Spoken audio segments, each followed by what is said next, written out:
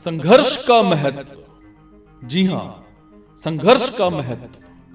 किसी गांव में एक किसान रहता था और एक बार उसकी फसल बाढ़ आ जाने से खराब हो गई। उसने दूसरी फसल बोई, अब की बार पानी ही नहीं आया।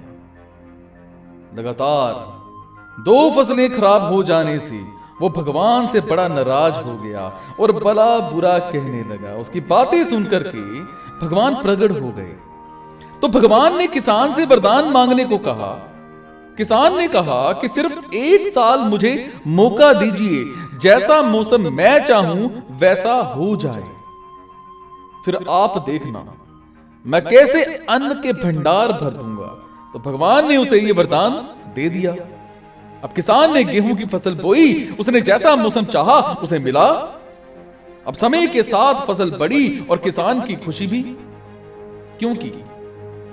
क्योंकि ऐसी फसल तो पहले कभी नहीं हुई थी। किसान ने सोचा अब पता चलेगा भगवान को कि फसल कैसे करते हैं। बेकार ही इतने साल हम किसानों को परेशान करते रहे। फसल काटने का समय भी आया।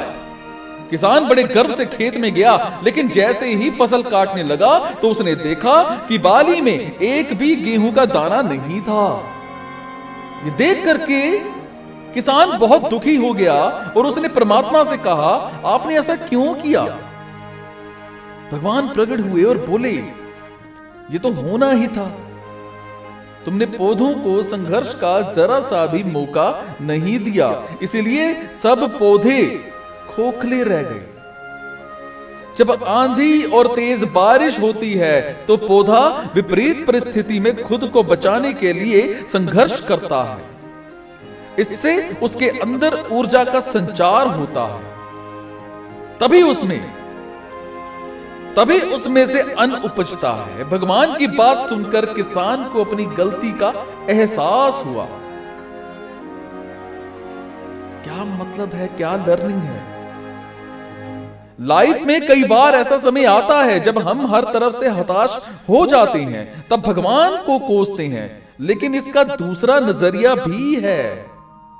अगर हमें बिना किसी परेशानी के सब कुछ आसानी से मिल जाएगा तो हम संघर्ष का महत्व नहीं समझ पाएंगे।